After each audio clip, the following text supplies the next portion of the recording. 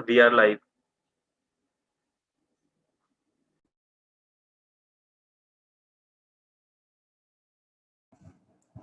Okay, so welcome all the participants who have joined us here through Zoom or through the live streaming on YouTube to this webinar, a live session on a very important topic, which is going to be, we'll be discussing practical issues and case studies in GST annual return. And as you must be aware, for the financial year 18 and 19, the date is not far away. It's 31st of December, along with other compliances as well. So, as your technology partner, we have requested our knowledge partner Pitam ji, who is an expert in GST and specifically in annual returns, to put a light on the issues that the chartered accountants, that the company professional accountants face while file this particular return.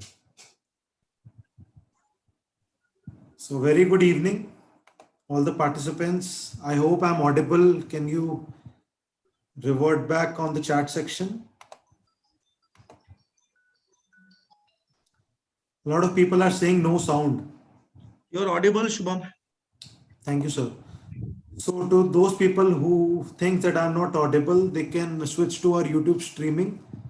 We are also live on YouTube. I would like to request Akash to kindly share the YouTube link in the chat box. Before beginning the session,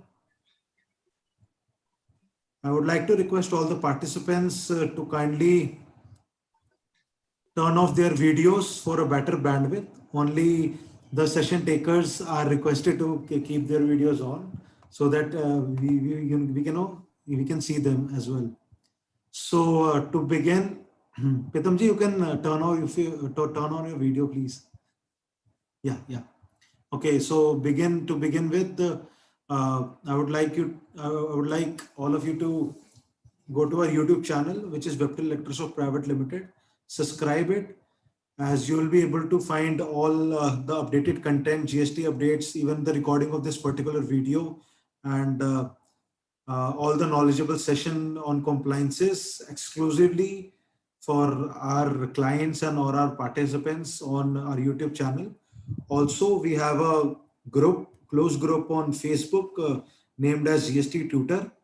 So it's a community wherein you can post, you can see and get updated on daily basis what's going on GST. So take a screenshot and don't forget to subscribe the YouTube channel and join our Facebook group. So I am Shubham from Team Webtel, and here's a look at our products. We are basically a 2-decade-old compliance company. We have a bouquet of products for professionals and corporates related to compliance and practice management. To carry on, Webtel is also an ASP GSP. So we are providing A to Z solution for all your GST needs, being it return filing, monthly returns, annual returns, or seamless integration for generation of e-way bill and e-invoicing. We've been doing e-invoicing webinars in past, so you must be aware of that as well. So in case you have any needs for GST solution, you can visit our website, which is www.webtel.in.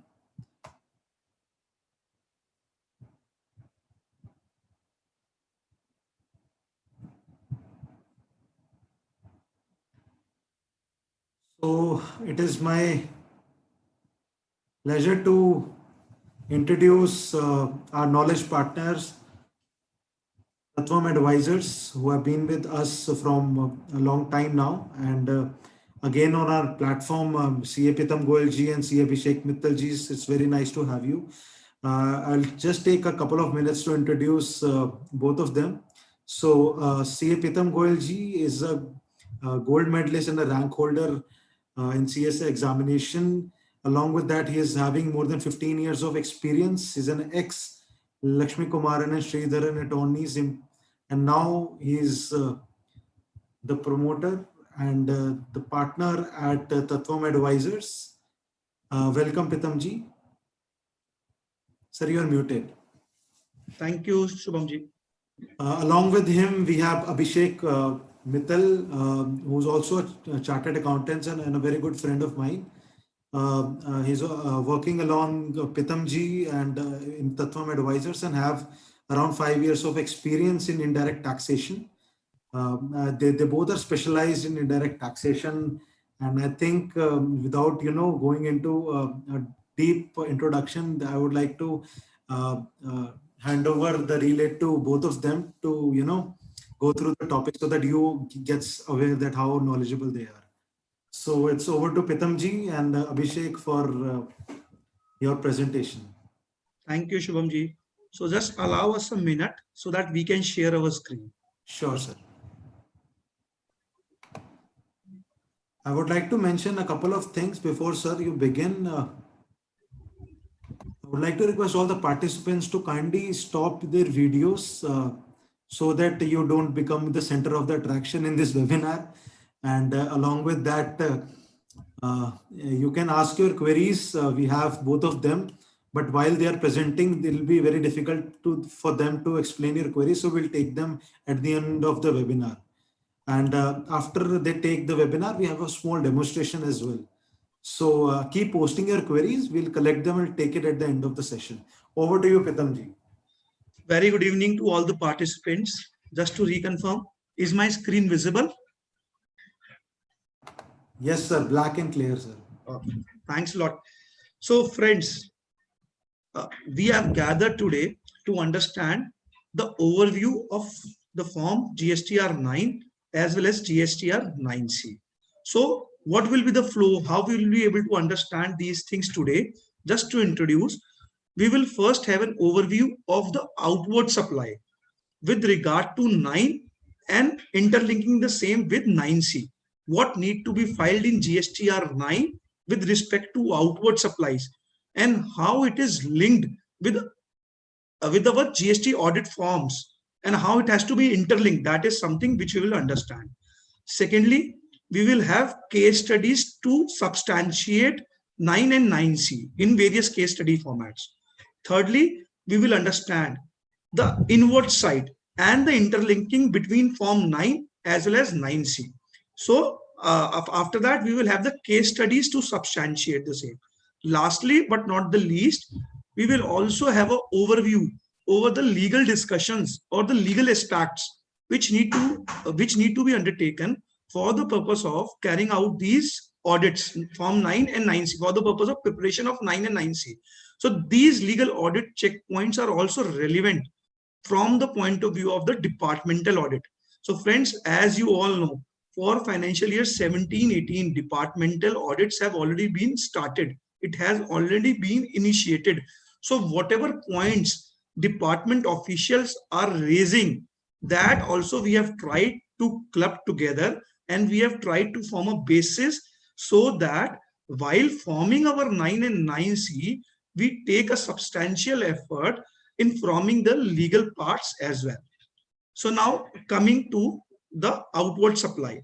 If we see GSTR form 9, so if we see in a holistic way, GSTR form 9 is subdivided into 6 parts with 19 reporting heads. So the first basic part is consists of 3 reporting heads. These consist of GSTN, state, whatever the case may be. So these are the basic details which need to be captured. Second part, when we talk about, is the liability part, which forms part in respect of table number 4 and table number 5. Table number 4 and table number 5, the second part, represents the actual outward supply, the actual outward tax liability which a taxpayer need to pay. The third part is something which is relevant with respect to the input tax credit, which is to be filled in table number 6 to table number 8. Fourth part is the tax paid details. What was the tax payable by me as a taxpayer, along with what tax I have already paid through my form 3B. Fifth part is the adjustment part. Adjustment part includes the adjustment related to outward as well as adjustment related to inward. with respect to the transactions pertaining to financial year 18 and 19, which we have missed to file in 3B for 18 and 19, but we have filed in 3B pertaining in 1920. So that is the adjustment for transactions transactions for 1819, which we have reported in 1920, is something to be shown in table number 5, part number 5, table number 10 to table number 14. Sixth is the miscellaneous part. That is table number 15 to table number 19, which includes refund actually taken. It is basically a reporting table with respect to the HSN summary of inward, HSN summary of outward, refund claim, refund granted, and the pending refunds. So when we club these tables together, total 19 tables and 6 parts together, so we get to know 3 main aspects. One is the outward details. Second is the inward details. Third is the others categories. So when we combine this with respect to outward details, we need to understand while filing or preparing my outward details, I need to take care of table number 4, table number 5, table number 10, and table number 11. So when I am actually preparing my 9 and 9C, for the purpose of outward supply, I need to take 4, 5, 10, 11 together with respect to transactions for 1819 reported in 1819 and also reported in 1920, which we will understand a little later.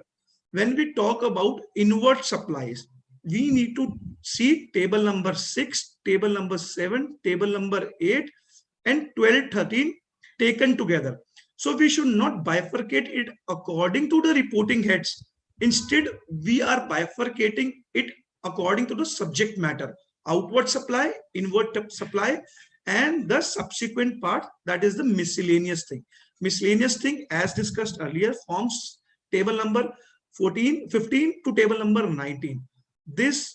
In this, we have to fill the informations with respect to the HSN summaries, with respect to the tax paid, details of demands, details of refunds is something which need to be figured out. Now, when we talk about outward supply, we need to take care of table number 4, table number 5, table number 10, and table number 11. So table number 4 and 5, when we talk about, it is in respect of transactions for the financial year 18 and 19, which have been reported in 18 and 19 only. Means वो transaction जो मेरी 18 and 19 की है और मैंने 18 and 19 के अंदर ही अपनी GSTR 3B के अंदर उसको रिकॉर्ड कर दिया है, वो transaction will form part of my table number 4 and 5. The difference between table number 4 and 5 is something which we will understand a little later.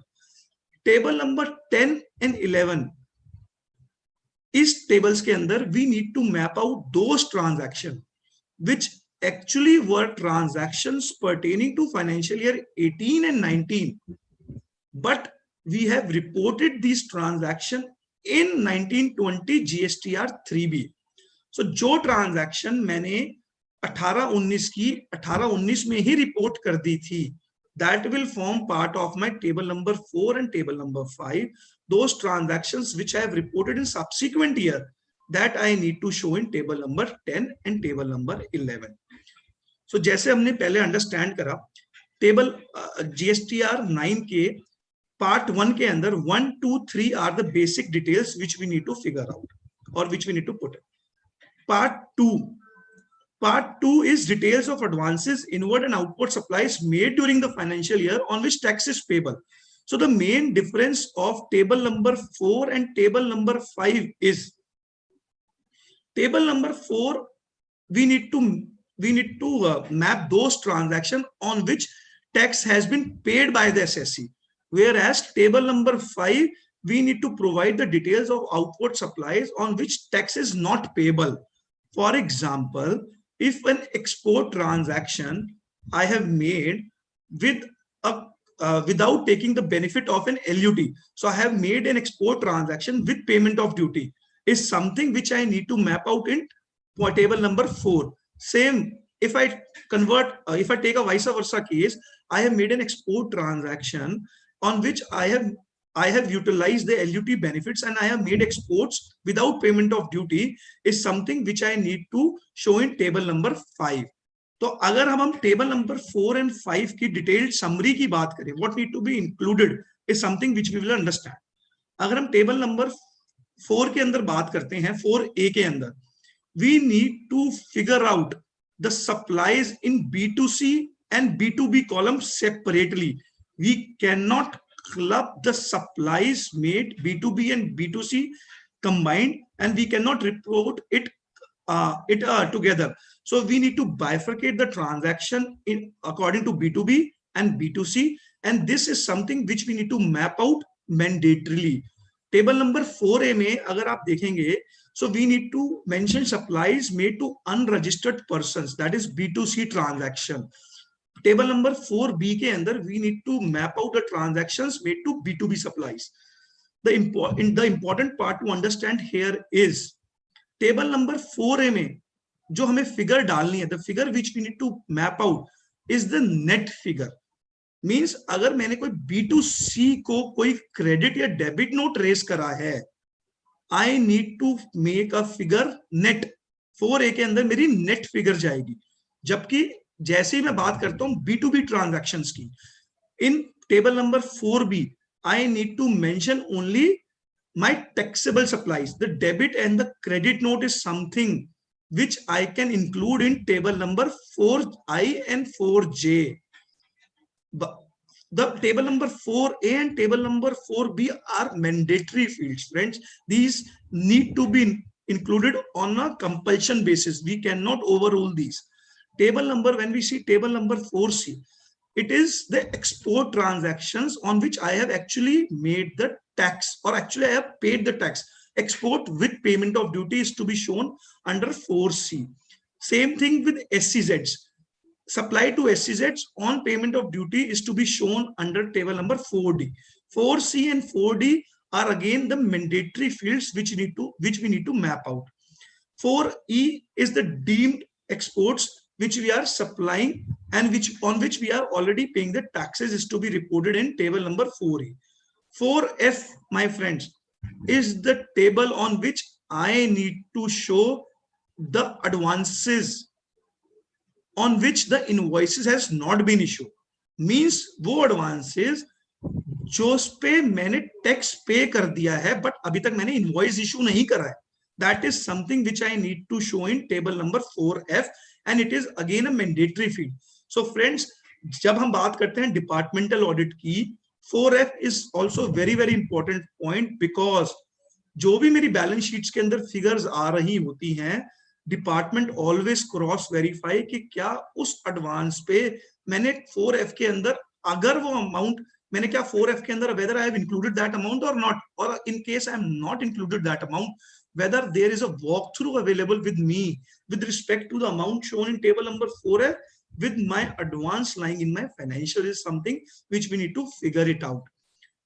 And also 4F is a mandatory field. One more important thing, अगर मैंने कोई unadjusted advance, if there was some unadjusted advance which was lying in 17 and 18 financial year, on which I have issued the invoice in 18-19, when we see the pre-filled GSTR 9, the 4F figures are negative. So instead of showing those negative figures, as these supplies have been made on which invoice has been issued in current financial year, is something which we can include in table number 4A or 4B, whatever the case may be. Then table number 4G, we need to show the figures on which RCM is applicable. And this again, my friends, is a mandatory field to be shown. Now coming back to table number 4I, J and L. 4I, J and K and L. These tables are in respect to credit notes, debit notes or amendments pertaining to table number 4B to 4E. So if we see table number 4B to 4E, these are with respect to B2B transaction or on export transaction on which I have actually made the on payment of duty. So this is something which is optional, made optional by the council. So we have both the option whether to report in table number 4IJKL, or what we can do is that we can net it off in table number 4B, 4C, 4D itself. But my friends, we need to have the backup working. What was the actual supplies made and what was the credit or debit note issued. So while framing GSTR 9, we have an option available with us to include the debit and credit note in table number 4B and 4C directly or net it off. But still, as a backup paper, we should have the figures of invoice raised and the invoice wise transactions of these credit and debit notes along with the amendments thereof. So now coming to what will form part of my GSTR 9. So 9C. 9C will club all these turnovers except the turnover on which RCM was payable. So we need to understand, जब हम 9C भरेंगे, 9C के अंदर वो GST की कौन सी turnover उठाएगा for the purpose of reconciliation. For the purpose of reconciliation, my 9 will not include table number 4G, as this is not a turnover which is there on my financials. This is a transaction inward supplies on which I was supposed to pay tax under RCM mechanism. So now coming to table number 5. So table number 5, when we talk about, is a table with respect to the transactions on which tax was not payable. So 5A, when we talk about, it is export without payment of duty. So as friends, for export without payment of duty, we need to have LUT mandatorily. So it is something which we need to check it out. Same with supply to SCZ. अगर हमने कोई supplies SCZ से export करी जिसपे हमने payment नहीं करी है, that we have to show in table number 5 and table number 5B, and it is again a mandatory field. Table number 5C, supplies on which tax is to be paid by the recipient on the reverse charge basis. वो transactions जिस पे मेरे recipient को tax pay करना है, means I am a freight forwarder and I am putting a stamp that my recipient is subject to tax. Advocate, where recipient is subject to tax, that is something which I need to show in table number 5C.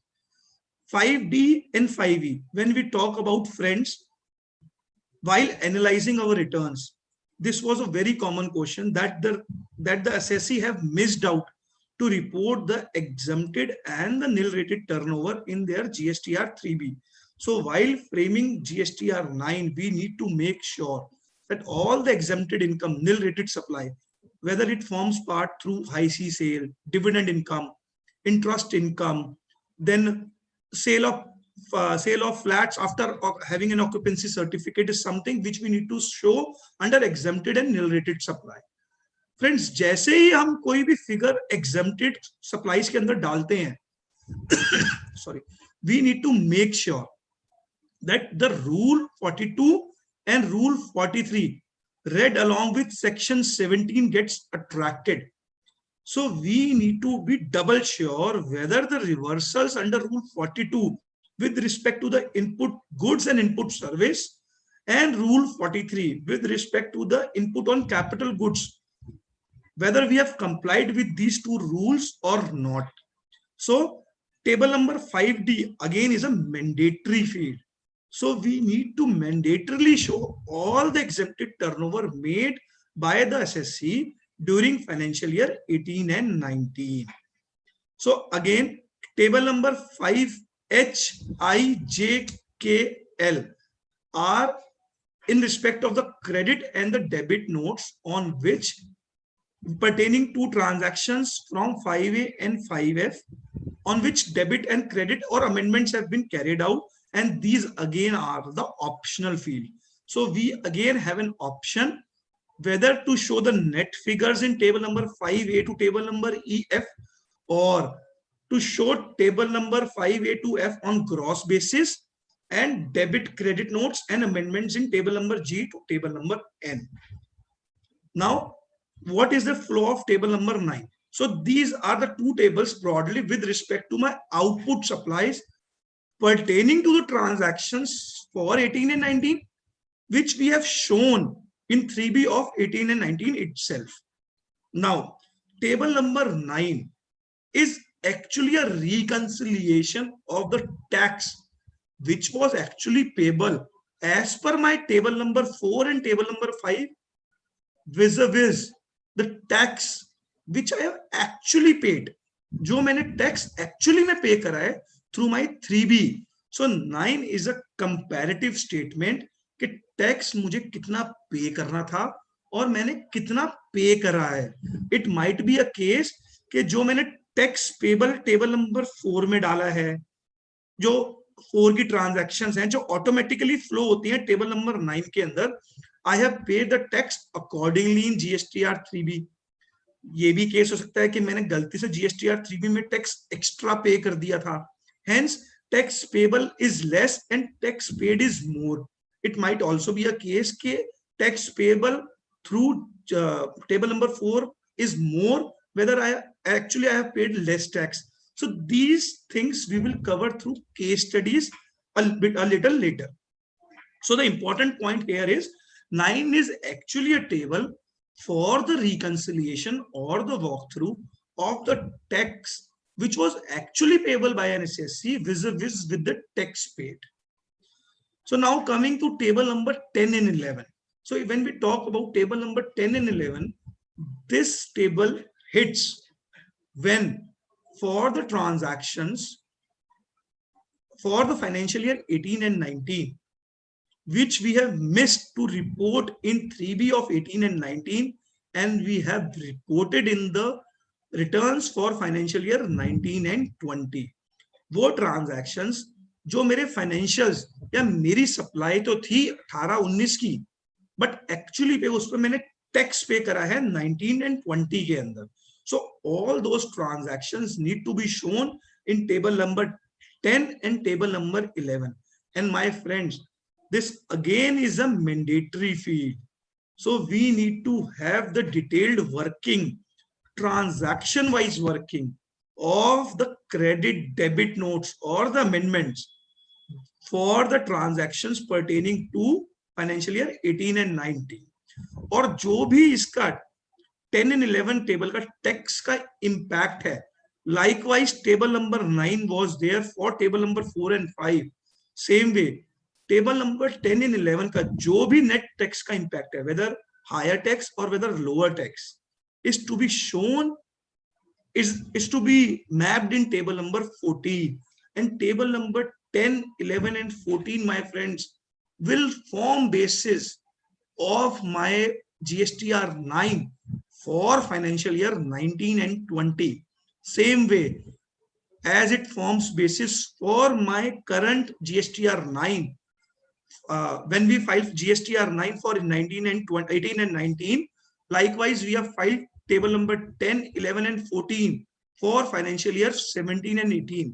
तो जो 17 and 18 के अंदर हमने table number 10, 11 and 14 की figures plot करी थी, it will form basis for my 18 and 19 returns. So this is total when we talk about table number 9, GSTR form 9. So now coming to GSTR 9C. 9C is actually divided again into 5 parts. First part is with respect to the basic details. Second part is the turnover reconciliation. Turnover reconciliation is actually a reconciliation between my financial reconciliations, जो turnover मेरी books के अंदर आ रही है, vis-a-vis the turnover which we have shown in GSTR 9. Means वो turnover जो मेरी books में आ रही है, vis-a-vis वो टर्नओवर जिस पे मैंने टैक्स एक्चुअली में रिपोर्ट कर दिया है. Table part 3 forms basis the reconciliation of tax paid. Tax क्या 5% पे अट्रैक्ट करता था या 12 पे करता था, 18 पे करता था, 28 पे करता था. So this is a total reconciliation statement of tax actually paid vis-a-vis tax payable. Part 4 talks about the ITC रिकंसिलिएशंस. वो ITC जो मैंने 3B में क्लेम करा है vis-a-vis the ITC which is appearing in my financial statements. Part 5 is the auditor's recommendations. मेरी वो recommendations जो actually में ना GSTR 9 में रिपोर्ट हुई या 9C में रिपोर्ट हुई, बट मुझे लगता है कि उस ट्रांजैक्शंस पे टैक्स पे होना चाहिए था, whether it is forming part of 9 and 9C. It does not form part of 9 or 9C, but still I feel that the tax need to be paid. That forms part of my auditor recommendations. So now coming back to 9C, my friends, when we talk about of the preparation of 9C, first of all, we need to have the financials of the company or the SSC bifurcated into the state-wise trial balances. अगर मेरा कोई SSC है who is registered under 10 different states, so prima facie, or the first step for me is to bifurcate that balance sheet and the financials or the financials profit and loss account into 10 different states, ताकि I can plot my numbers according to that particular state. I can perform my GST audit on that particular state is something which I need to figure out firstly. Second step is I need to map the turnover with my 9 along with my financials turnover. Third step is tax paid.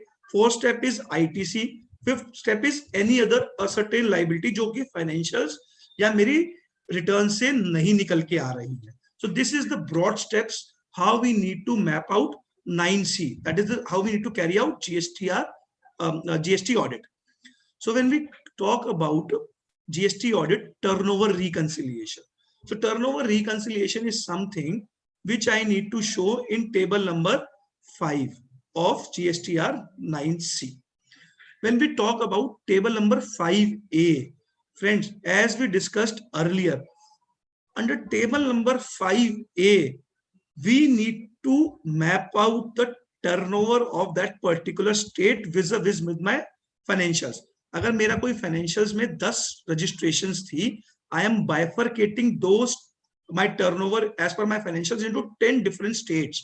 और जो भी मेरा जिस state का मैं audit कर रहा हूँ, उस state का turnover I need to plot in my table number 5A. It is very important to understand, friends, जितनी भी मेरी registrations हैं, total of 5A of all those registrations should match with my reported turnover. We should ensure अगर 5A is not matching with my reported turnover, it is my first duty कि हम पहले उसको map out करने के बाद ही अपनी reconciliation exercise चालू करें. The second point, when we talk about table number 5B के अंदर हमें अनबिल्ड रेवेन्यू जिसपे हमने टैक्स पिछले साल नहीं पे करा था is something which I need to add back. जो भी हमारे ईपीसी कॉन्ट्रैक्टर्स हैं, जो भी हमारे रोड कॉन्ट्रैक्टर्स हैं, जो भी हमारे construction contracts as per Ind AS applicables हैं, उसके ऊपर जो भी मेरा अनबिल्ड रेवेन्यू है, जो मैंने रेवेन्यू रिकॉग्नाइज करता बट जीएसटी पे नहीं करता, is something which I need to add back. Same 5C unregistered advances जिसपे मैंने इस साल में एडजस्ट करा है, that is need to be added back. 5D deemed supply, I have transferring my goods from one location to another location. Supply cross supply is something which need to be added in table number 5D.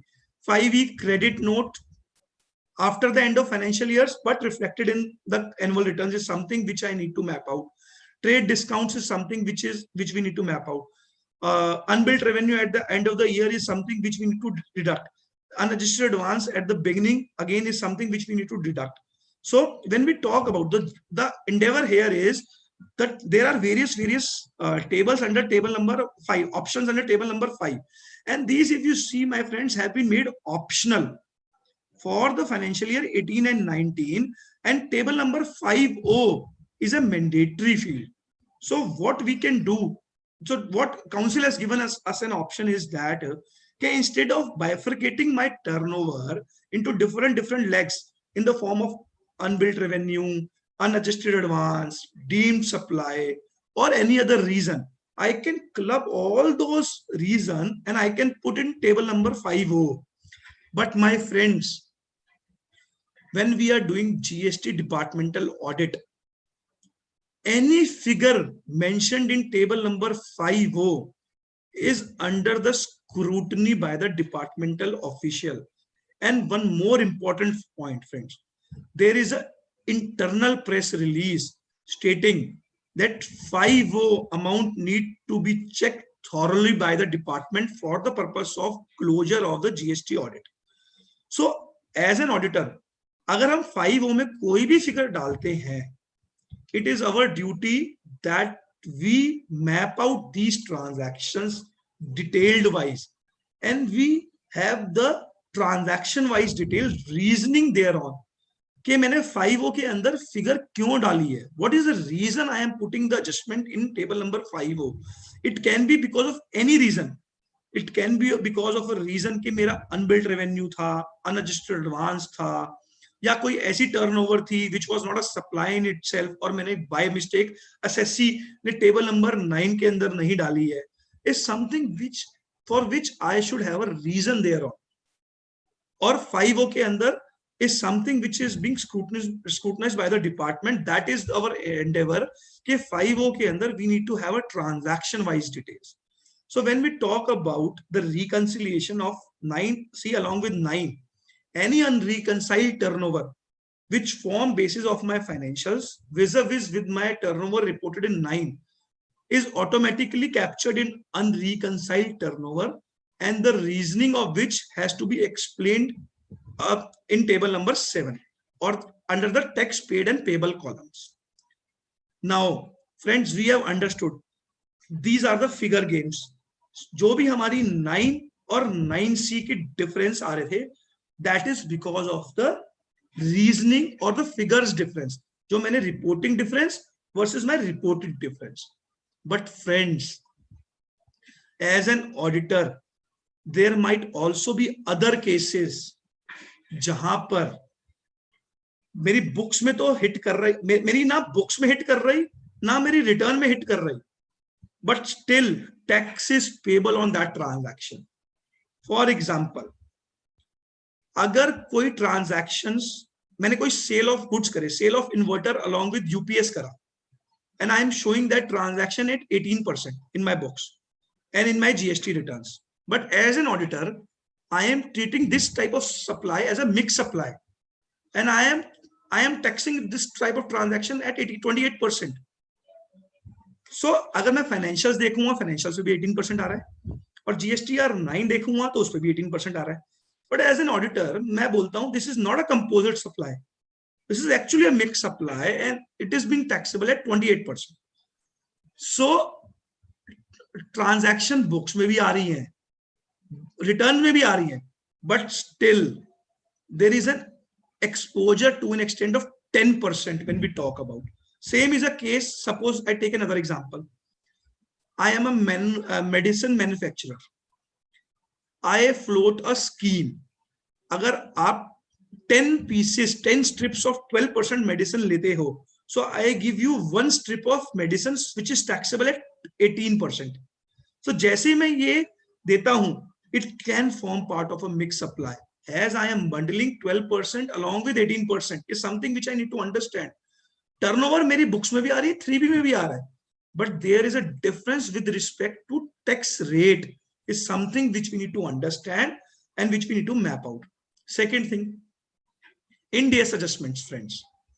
हो सकता है discounting, ECL expected credit losses की वजह से मेरी other comprehensive income hit कर रही है, मेरी वैल्यूएशंस की वजह से इंपेयरमेंट हिट कर रही है. So these are the recorded transaction in my books, but these are not in my returns, is something which I need to map out.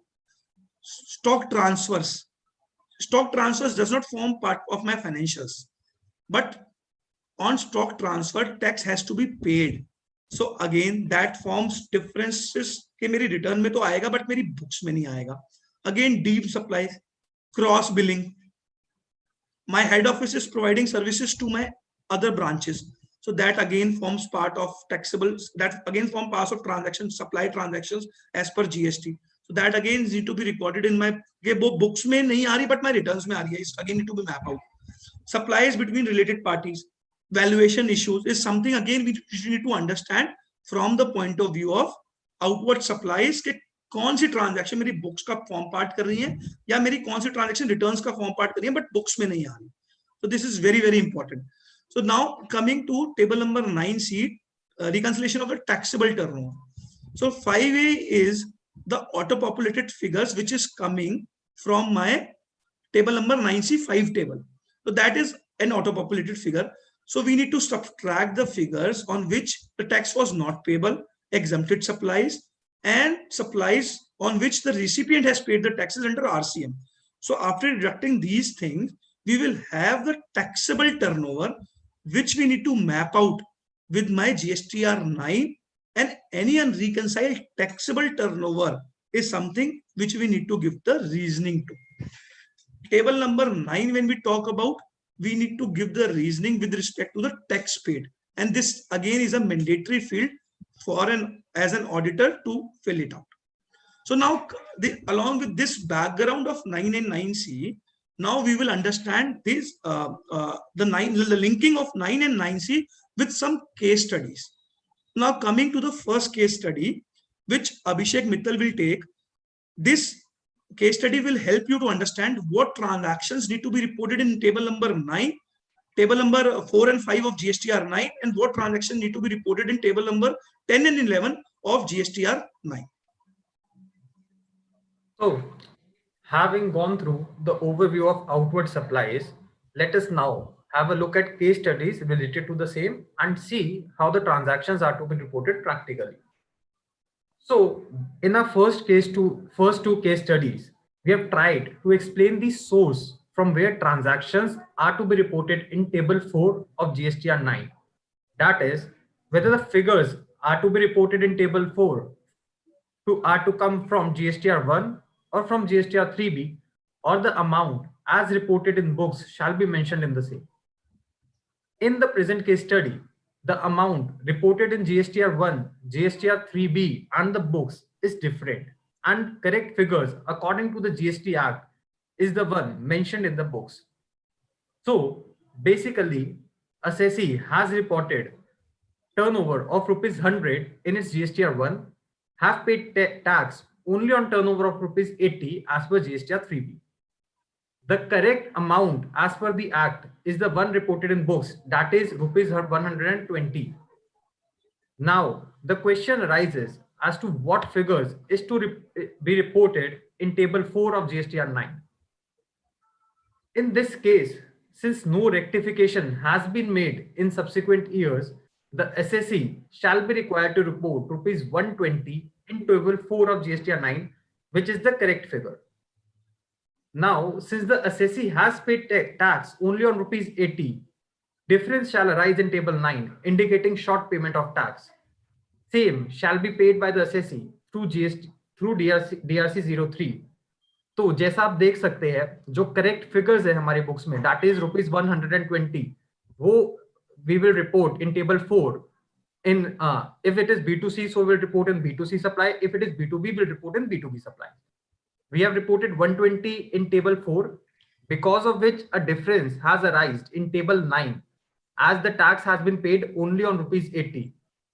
Since the assessee has short paid the tax, this needs to be paid through filing GST DRC 03. Now, moving on to the next case study. In this case study, we have explained the scenario where tax has been paid by the assessee in subsequent year. So, in this example, assessee has reported turnover of rupees 100 in GSTR 1 as well as the books, which is the correct figure. However, in GSTR 3B, only 80 rupees have been reported in financial year 18-19, and difference of rupees 20 have been reported in the next financial year, that is financial year 19-20. If we follow the mechanism explained in case study 1, difference shall arise of rupees 20 in table 9, and assessee shall be required to pay the tax on the same through DRC 03. However, since tax has already been paid in the next financial year, this shall lead to double payment of tax on the same transaction. Therefore, in cases where rectification has been done in the subsequent years, assessee shall be required to report figures as per GSTR 3B in table 4 of GSTR 9, and the difference on which tax has been paid in the next year shall be reported in table 10.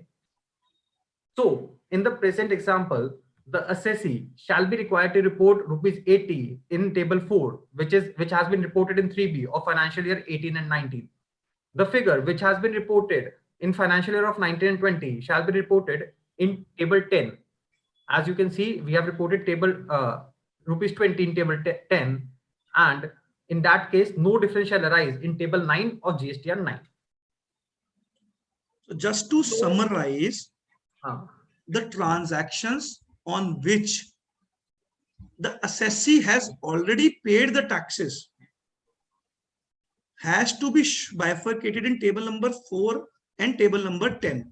Means अगर मेरे actual turnover 100 थी, उस पे मैंने tax check current year में pay करा है या टैक्स मैंने नेक्स्ट ईयर में पे करा है, that has to be bifurcated in table number 4 and table number 10. But कोई ट्रांजैक्शंस जिसपे असेसी ने आज तक टैक्स पे नहीं करा है, the transaction on which the assessee has never paid the taxes has to be shown in table number 4 and has to be the tax with respect to those transactions has to be paid through DRC 03, which can be evident through table number 9, which is flowing from table number 4. So now coming to the next case study, the spillover transactions.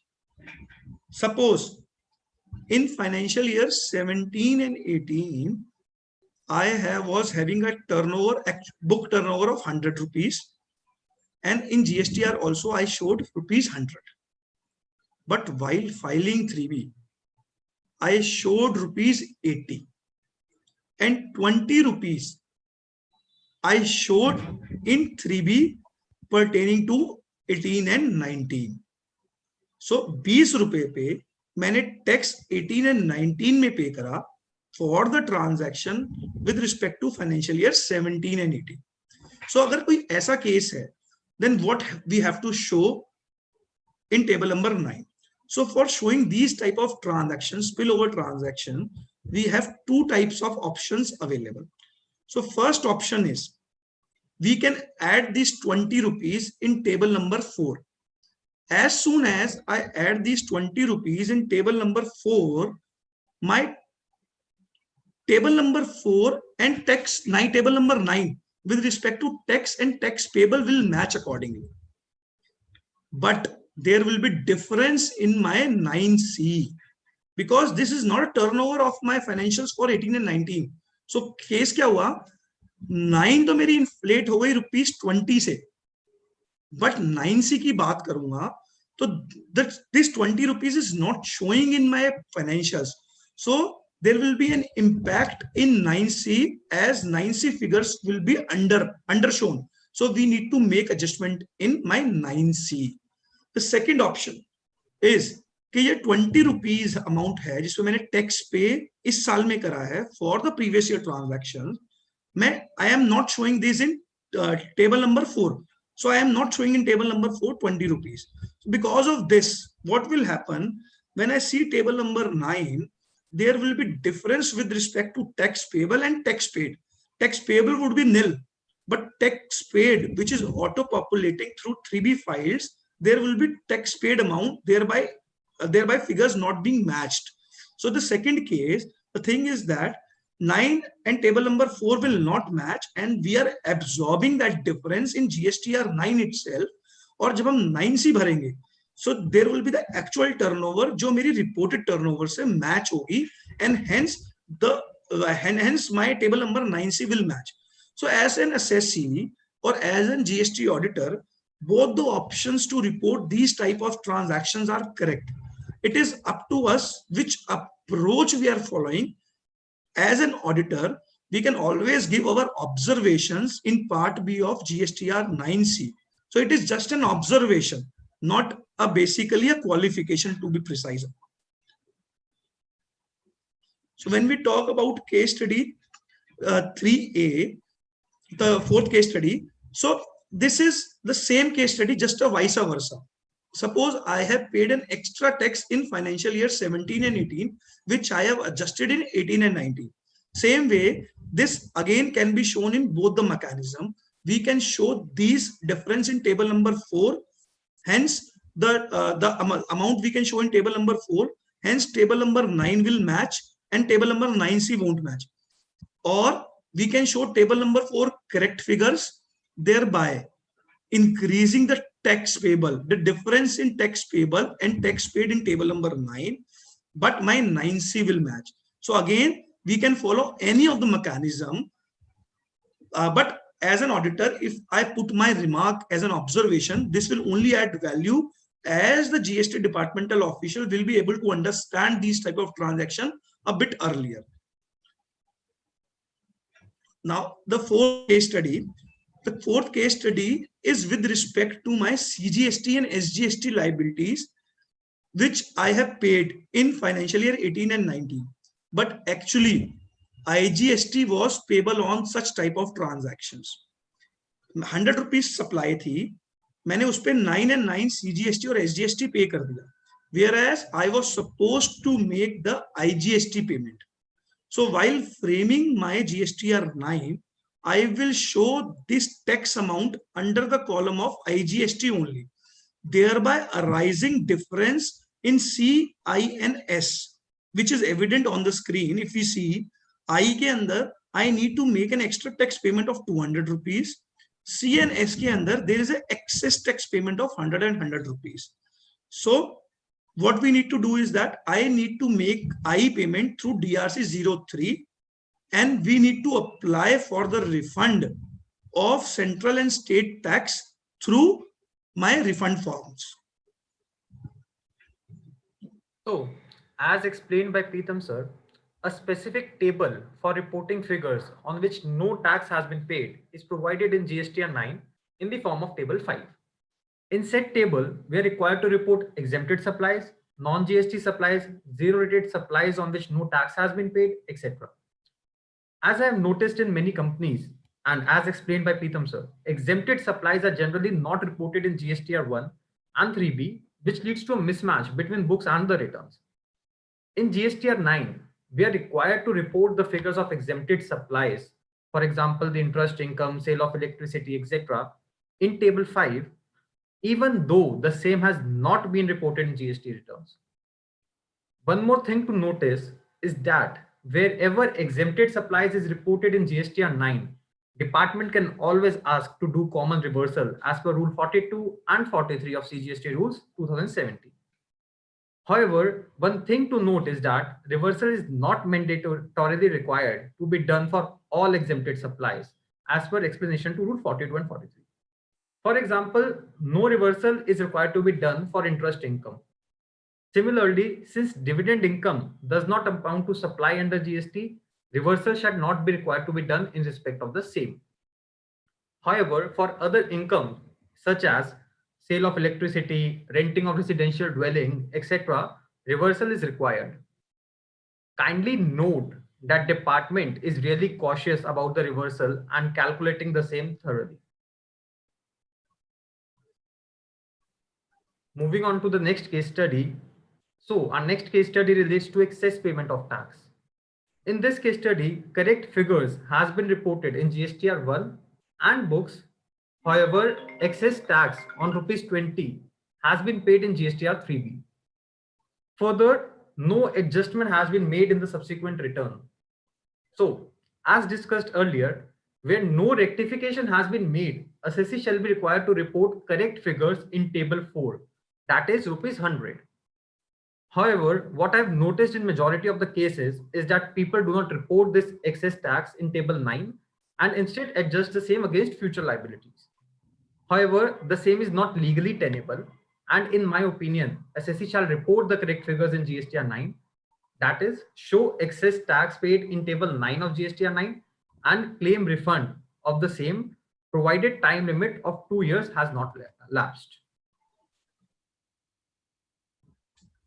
In our next case study, we have discussed one of the most common mistake made by the assessee while filing their monthly returns.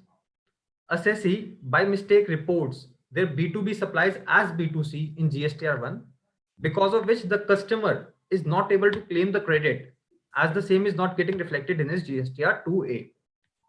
In such a case, the assessee is required to make correction in their monthly return by transferring the amount from B2C to B2B And further, while filing the annual return, correct bifurcation shall be shown.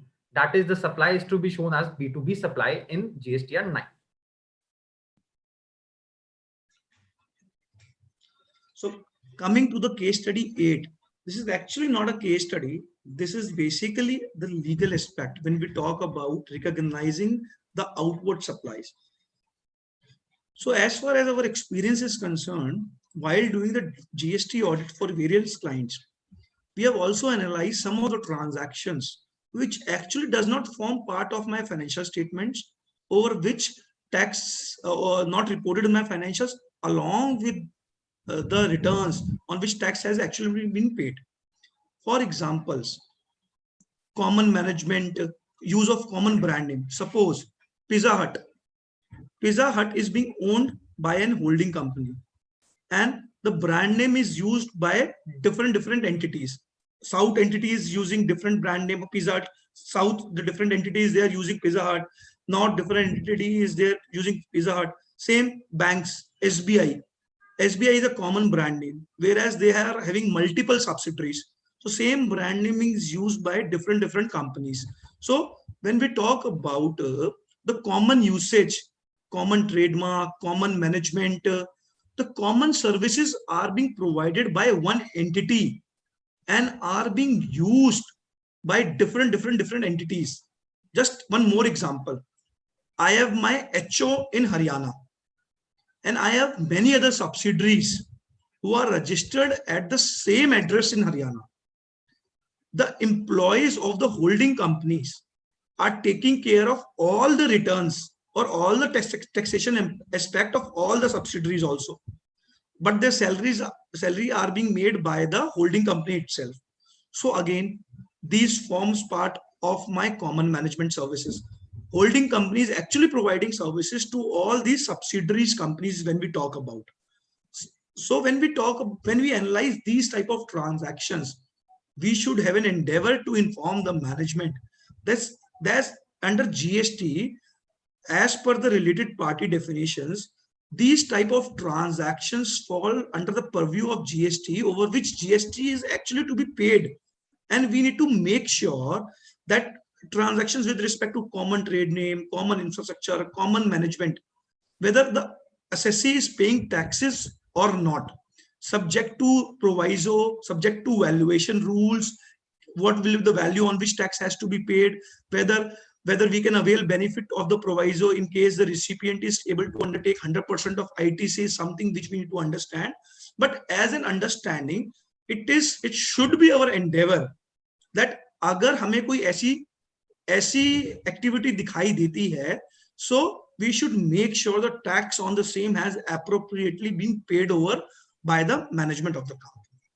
One more issue which we have faced: holding company is providing corporate guarantees in respect of the loans availed by its subsidiaries.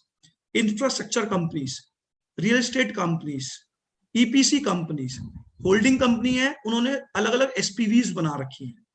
And the SPVs, after it forms, energy companies, solar energy companies, where while availing loan in those SPV companies, the banks is asking for the corporate guarantee from its parent company. So in case we see such type of transactions, again, the corporate guarantee, to our understanding, is a supply in case it is executed after 1st July 2017.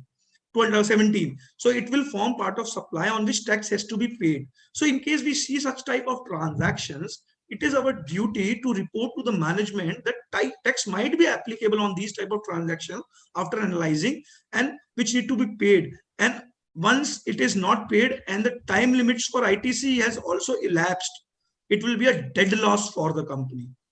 The department official will come and demand for tax, and the recipient, my friends, won't be eligible for claiming the ITC subsequently. So as an auditor, it should be our duty, or we should make our possible intent to cover such type of transactions.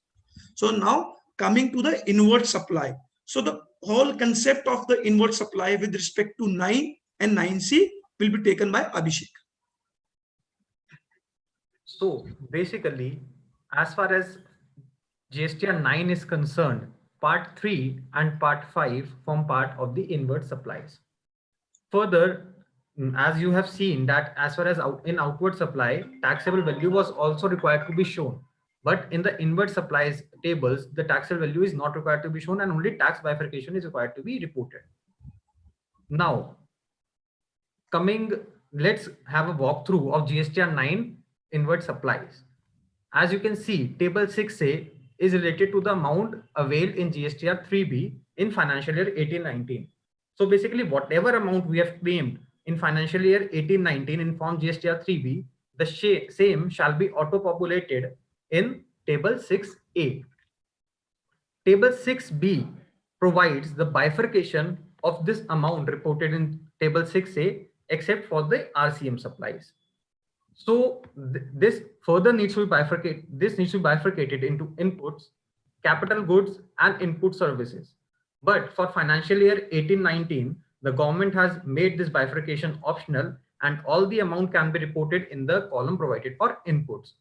So, in my personal opinion, a person shall not bifurcate this amount into 3 parts and only report the amount in inputs, because if any mismatch occurs, the same shall be required to be proved to the department. Now, coming to table 6C. Table 6C and table 6D relates to the RCM supplies except for import of services. So wherever we have received these supplies from an unregistered person, the same needs to be reported in table 6C. The intention of this table was to report the supplies pertaining to section 9.4. That is wherever any purchase have been made from unregistered person. Now this section 9.4 is applicable on only limited persons, that is real estate. Further, if you procure any services from person on whom RCM is applicable as per notification 13 and he has not registered under GST, taken registration under GST, the same needs to be reported in table 6C. However, again, for financial year 18 and 19, table 6C has been made optional and we can report the ITC amount related to RCM in table 6D. Table 6D is the one where person has taken the registration even though his supplies are covered under RCM. For example, as per notification 13, a service is provided by lawyer. Tax on the same is required to be paid under RCM. However, in most of the cases, lawyer takes registration, GST registration. So in that scenario, that amount of services supplied by the lawyer is to be reported in table 6D. Table 6E relates to import of goods. So in case we procure any goods from SEZ unit, the same also needs to be reported here, as a bill of entry needs to be filed by the unit located in domestic tariff area wherever any goods are procured from the SEZ unit. Table 6F relates to import of services. As I told earlier, that we do not need to report the RCM on import of services under table 6C and 6D, as a separate table has been provided for the same. As you can see, table 6C and table 6F are mandatory in financial year 18 and 19. Next is the input tax credit received from ISD, that is input service distributor. Table 6H relates to the amount of ITC reclaim. So suppose a person has not paid a payment within 180 days to its vendor and he needs to reverse the credit. The same can be reclaimed after the payment has been made. This amount can be reported in table 6H and it is mandatory. Further, if we have made wrong calculation of rule 42 and 43 and reclaim the credit later on, the same can be reported here. So as you can see, this table provides the bifurcation of the amount reported in a 3B, and in an ideal scenario, there shall be no difference in table 6J. Table 6K relates to the transitional credit claim through TRAN 1. As you know, the deadline for filing TRAN 1 has been in dispute for quite some time, and there has been a lot of judgment in favor of the SECI. So a lot of people have claimed the credit of transitional credit in financial year 18-19 as well. The same can be reported here. Except for that, if there is any other ITC, for example, if any merger has occurred, or if there has been any transfer of ITC through filing ITC-02, it can be reported in table 6M. And table 6O reflects the total ITC availed, including the 3B availed through 3B, transitional credit, and any other ITC.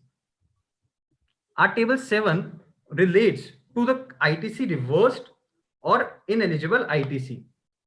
So table 7A is the ITC reversed where payment has not been made within 180 days by the recipient of goods or services. Yeah. Table 7B relates where the ITC has been excess distributed by the ISD and the same is reversed.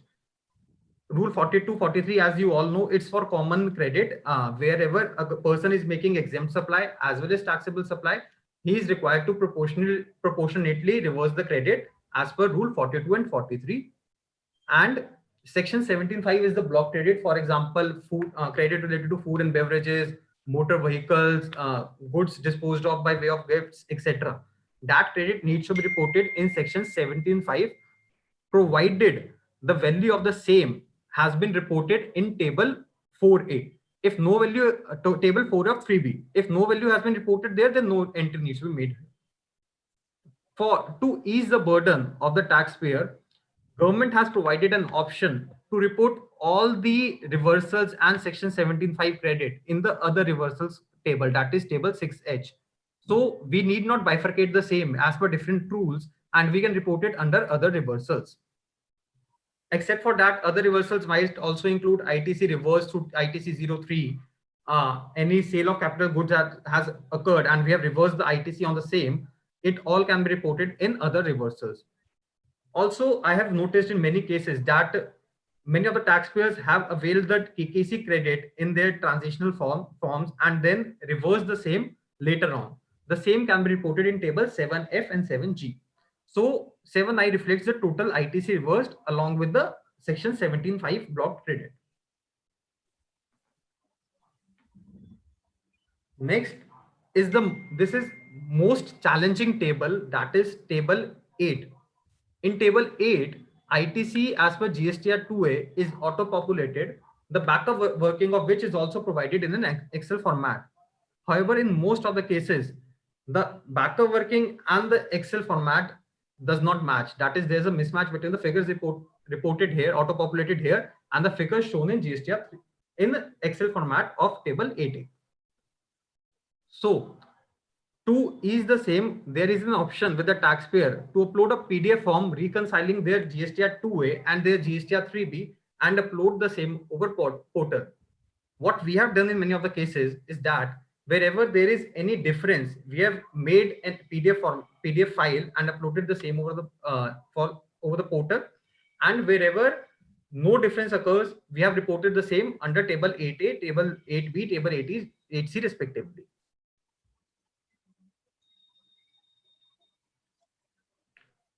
Now, coming to part 5 of GSTR 9, in this table, we have to report that credit which pertains to financial year 18-19, but we have reported in the returns of financial year 19-20, that is before the deadline, September 2019.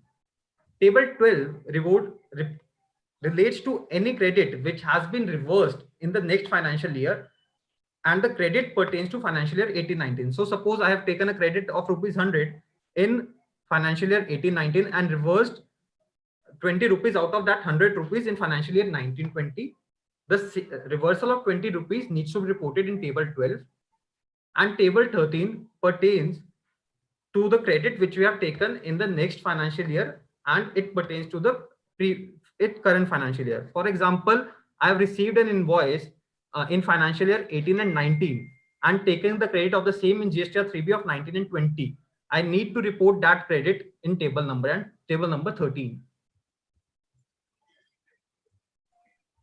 Now, coming to form 9C. So table 12 provides a reconciliation of ITC as per books and as per our GST return, that annual return, that is GSTR 9. So in table 12A, I need to report the amount which I have booked in my financial statements as per the ITC ledger in my SAP or Tally or whichever software you use, and the amount which has been reflected in the financial statements. That needs to be reported in table 12A. In table 12B, I need to report the amount which I booked in the current financial year, in the earlier financial year, but claimed in current financial year. So in an ideal scenario, the amount which I have reported in table 13 of financial year 17 and 18 shall be reflected in table 12B. Table 12C relates to that credit which we have booked in current year but taken in next year. In an ideal scenario, the amount which we have shown in table 13 of current financial year, that is financial year 18 and 19, shall be reflected here, and then we can provide the reconciliation as it can be matched. Now, this was one of the most challenging table under GSTR 9C, that is providing a reconciliation of expenses with the amount of ITC claimed. Thank God that the government has postponed the same, and for financial year 18-19, the said table is optional. So now we have understood the tables with respect to GSTR 9 and GSTR 9C with respect to my input tax credit. How there is a flow of ITC in table number 6, table number 7 with respect to reversal in 9, table number 12, table number 13 of 9, vis-a-vis with my mapping of the ITC actually claimed in my financials. So now to understand it a bit better, let us take some case studies. So we also have the case studies for few of the questions asked by the participants in the chat box. So the first case study, when we talk about, I have taken an ITC of rupees 100, whereas while filing 9, form 9 has to be filed by the company, 9C has to be filed by an auditor. So while filing 9, what company analyzed? Okay, correct ITC to be claimed was only rupees 90, whereas actually they have claimed rupees 100. So इस situation में what we will do? जब हम बात करेंगे table number 6A की, 6A is actually an auto-populated figures coming from my 3B. 3B में हमने कितना क्रेडिट लिया है? 100 रुपीज. सो 3B के वजह जो हमने 3B में क्लेम करा, बिकॉज ऑफ दैट 6A के अंदर there will be an amount of rupees 100, whereas the correct ITC which I was supposed to take was rupees 90. So what I can do is that in table number 6B, I can plot rupees 90. I have to report 90 only with a difference in table number 6J of rupees 10. So there would, once this difference is there of rupees 10 because of excess availment of ITC by an SSC, this has to be paid through DRC 03 while filing my annual returns. So अगर कोई ऐसी situation आती है हमारे पास जहां पर there is an excess ITC claimed, that can be rectified through my GSTR 9 and the difference amount I can pay through the DRC 03. Second case, this also frames part of the question and answers put in my chat box. So this the second case is 17 and 18 ka credit. There is a credit for 17 and 18 lying in the books in 17 and 18 also, which I have taken in 18-19. 100 rupees का credit था जो मेरी books में था 17 and 18 की, but I inevitably I have not taken the ITC of that amount in 17 and 18, but I have taken the ITC through by 3Bs in financial year 18 and 19. So अगर कोई ऐसी transactions हैं तो हमें कैसे report करनी होगी? अगर हम बात करते हैं 17 and 18 की फॉर्म 9 की, 100 रुपीज जो मैंने नेक्स्ट ईयर क्लेम करा था वो मैंने टेबल नंबर 13 ऑफ 9 के अंदर डाली होगी. As Abhishek explain to us a bit earlier, 18-19 का क्रेडिट जो मैं 19-20 में लूंगा that again I need to mention in table number 13. So same way table number 13 of 17 and 18 के अंदर हमने ये 100 रुपीज डाला होगा. बट जैसे ही मैं करंट ईयर में आता हूं, टेबल नंबर 6A के अंदर तो 100 रुपीज शो होगा क्योंकि that is flowing from my 3Bs. But the amount is not in my books, or amount invoice is also not uploaded by the vendor during current financial year. So as this ITC is flowing from my 17 and 18 returns, I can show rupees 100 in my input with a bifurcation in case I am available, in case that is available to me. So table number 6A and table number 6B would match, thereby leading to no difference. But subsequently, when we talk about table number 8 of GSTR form 9, उसके अंदर table number 8A के अंदर ये amount नहीं show होगा friends, क्योंकि this is being uploaded in financial years of 17 and 18 itself. Whereas 8B की जैसे ही मैं बात करता हूं, 8B के अंदर 100 रुपीज ऑटो पॉपुलेट हो जाएगा because I have availed those 100 rupees in 3B of my financial year 18 and 19, and also I have provided the justification thereon. जो टेबल नंबर 8B की फिगर्स हैं वो GSTR 3B से नहीं आ रही, वो आ रही है मेरी पंच्ड इन फिगर्स में जो मैं टेबल नंबर 6B से टेबल नंबर 6H में डालता हूं. अगर मैंने 100 रुपीज टेबल नंबर 6B में डाला, so this will lead to difference in table number 8 of form 9, which as an auditor I need to put an observation that this difference was on account of ITC availed by the SSC in 18-19, which pertains to financial year 17 and 18, and the same has been reported in table number 13 of 17 and 18 GSTR 9. And another alternative to show the same, what we can do, we cannot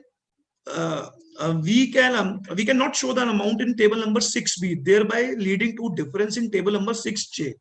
So the second case is I am creating a difference in table number 6 instead of table number 8.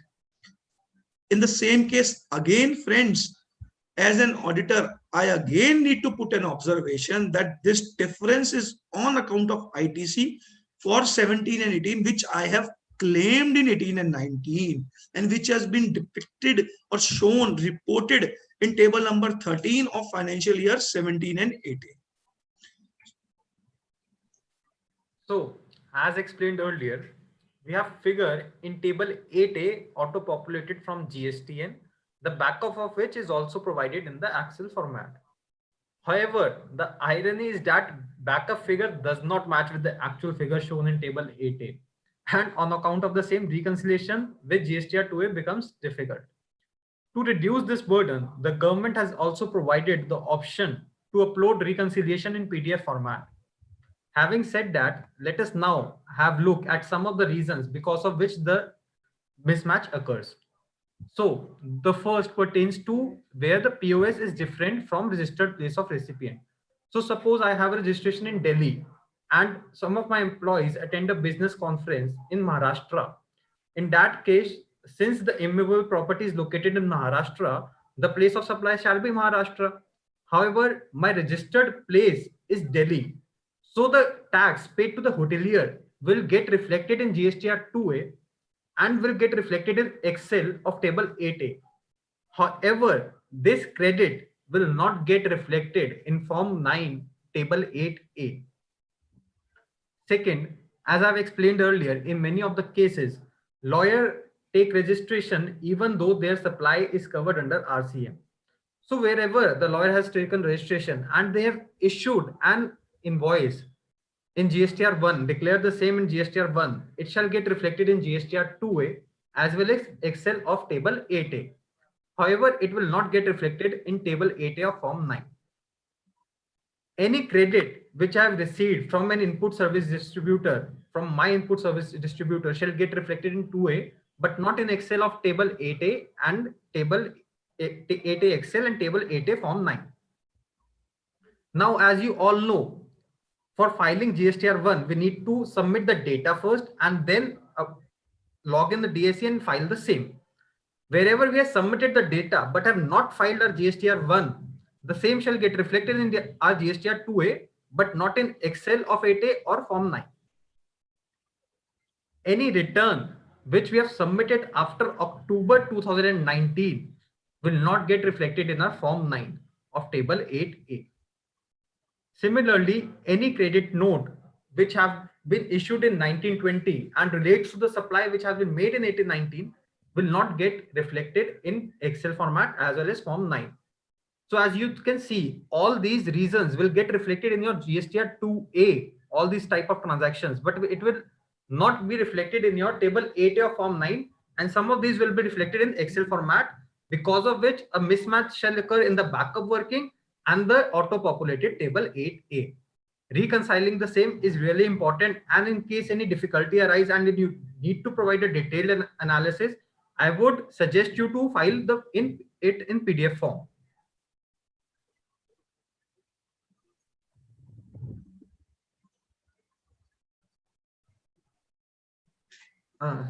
So you can take up the next case study. So coming to the next case study, the next case study is with respect to my credit notes. Friends, while doing the audit for 17 and 18 and 18 and 19, what we have seen is many clients have issued credit notes with respect to their services. I take an example. As a chartered accountant, I have billed 100 rupees to my customer. Whereas on the receipt of the invoice, customer agreed for an amount of rupees 80 only to pay to me. So there is some deficiency in services, you may say, and because of those deficiency, as per section 34, I have issued a credit note with respect to that supply. So once I issue that credit note, suppose that credit note is something which I need to adjust from my outward supply. Suppose next month there was outward supply and I adjust the same with my outward supplies. Next month, just bhi mahine mein, I have issued that credit note. If suppose I have adjusted through my outward supply in that particular month, then it is a correct treatment. There will be no impact in GSTR 9, nor there will be any impact in GSTR 9C. But friends, 9 and 9C of for 17 and 18 and 18 and 19, jab humne kara, what we have seen, many of the assessees, instead of adjusting this ITC, this outward liability, what they have done is that they have taken ITC, they have increased their ITC because portal was not accepting the negative figures. It may be because of a flow of a portal, but again, this is not an ITC to be taken. So the clients and the assessees have actually increased the ITC. Because of this ITC, whatever excess ITC we have claimed, this will appear in table number 6A, which is auto-populated from my GSTR 3B. But this is actually not an ITC which I have availed. So what I need to do, as we discussed earlier, we need to show the difference in table number 6J, as this was never an ITC to be availed by me. Thereby, once this difference arises, is something which I need to pay through my DRC 03. Subsequently, friends, जैसे ही I pay this ITC through DRC 03, this 100 rupees will be my excess tax payment. Means 100 rupees का मैंने tax extra pay करा है, जो मेरे table number 4 read with table number 9 के अंदर show होना चाहिए कि this 100 rupees is the tax on which I have actually paid the tax extra, and for which we can apply the refund. And my friends, as far as our experience is concerned, department are also granting refunds of excess tax payment, even though it has been adjusted through my GSTR 3B, but they are asking for detailed documentation for granting such type of refunds, but it is not a case where they are not sanctioning such type of refunds. So we need to make sure that if case we have such type of transactions, we are advising clients properly, and we are taking also applying the refunds also within time limits.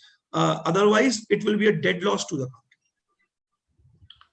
Our next case study relates to the RCM liability reported in next year. So suppose I have procured a supply on which RCM was applicable in financial year 17 and 18. However, the tax on the same was paid in 18-19 and credit was also availed in 18 and 19 only.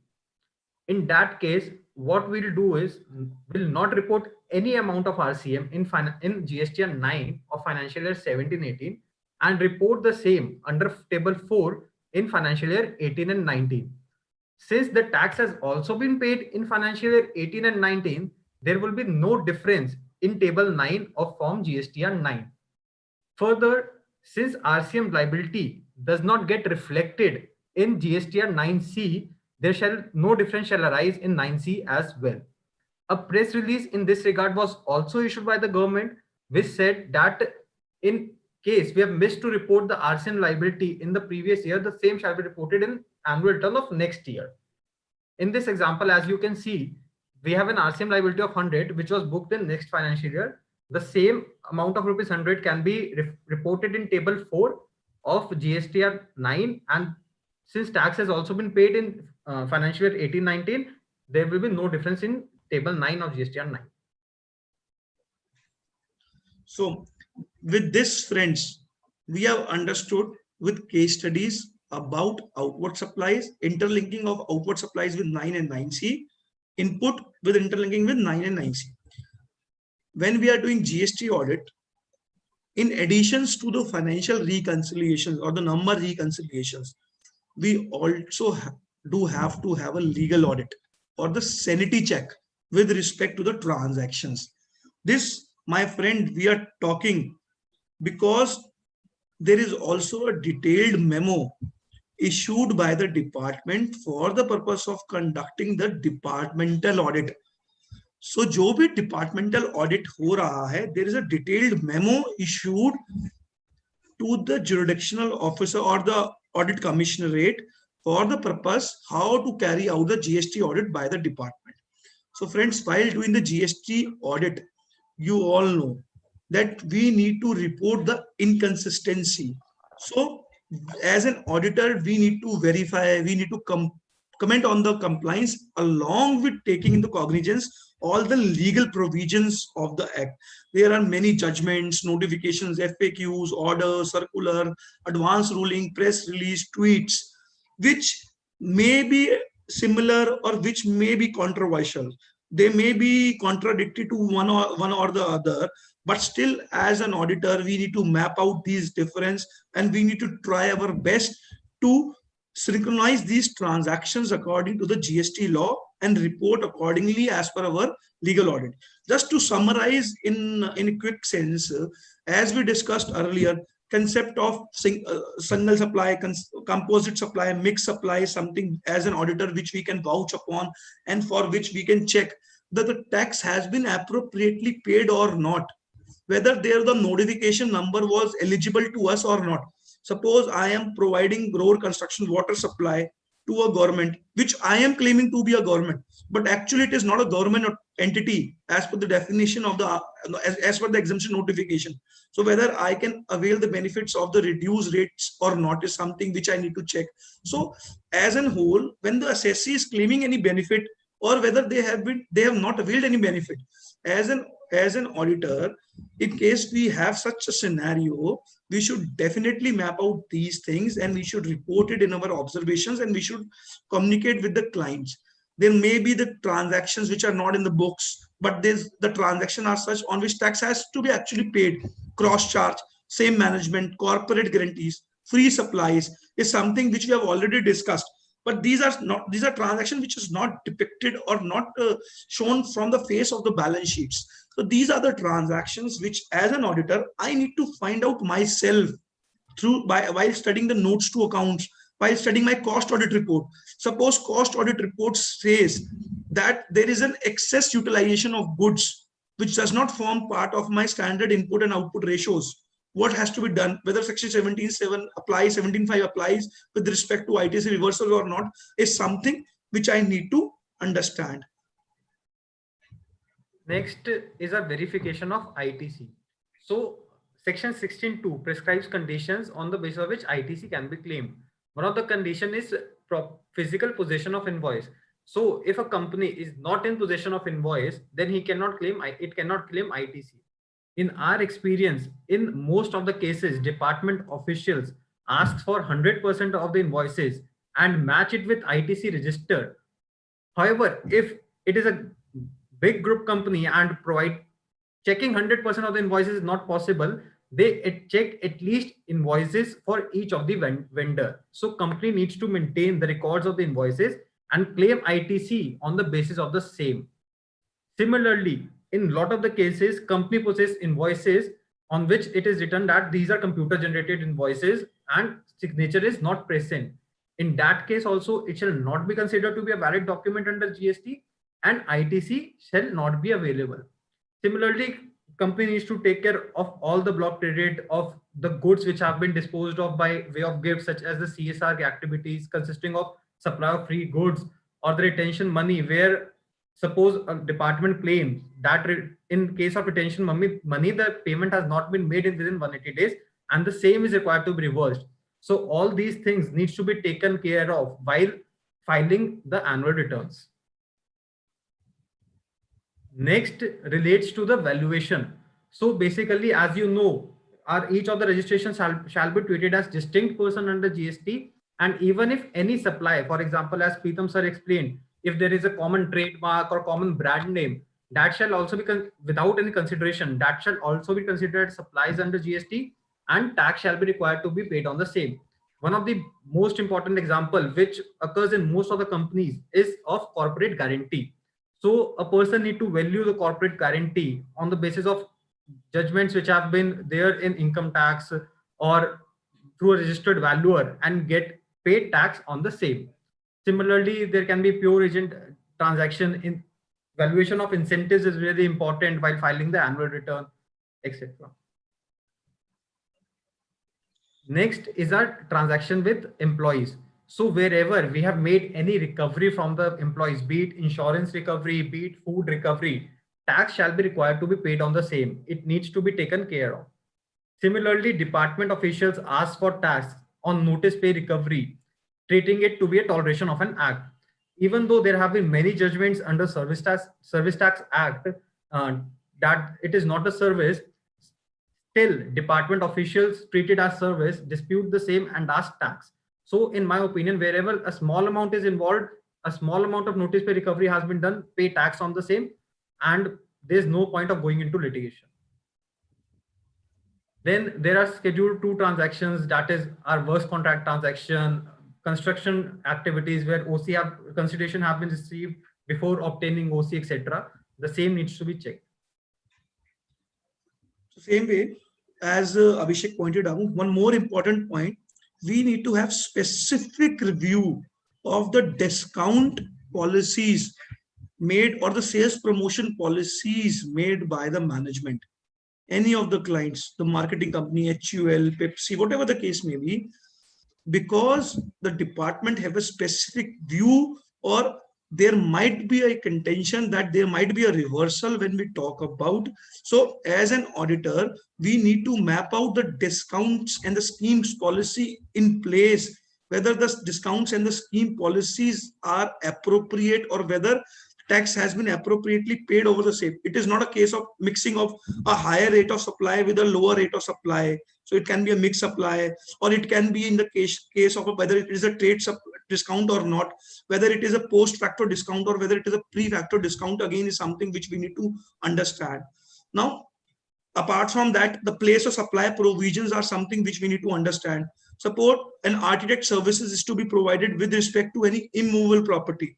That is something which where the place of supply hits the place where the immovable property is situated. Same is the case with the warehousing services. Whether we can have a different view with respect to the warehousing services or not is something which we need to understand.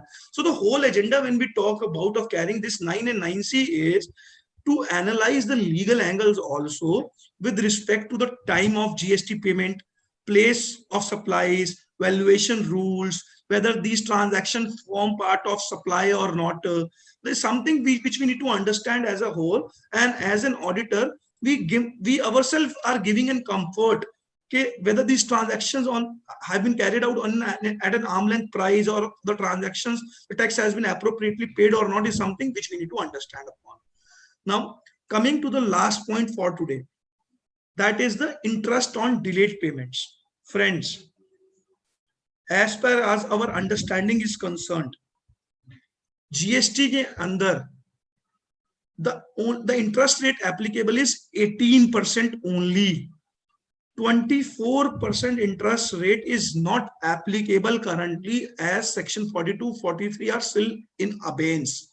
So when we talk about the interest on GST component, whether it is ITC reversal, whether it is short payment of outward supplies, the interest has to be paid at a rate of 18% only. There might be a case, anti-evasion departments, DDGI department are insisting for 24% interest rates, but still, as far as our opinion is concerned, department can charge out only 18% interest rate with respect to the interest, when we talk about interest as a whole. So this is whole when we talk about for today with respect to 9 and 9C. So after Shubham takes it up, we can take up the question and answers as pointed out in the chat box. Over to you, Shubham.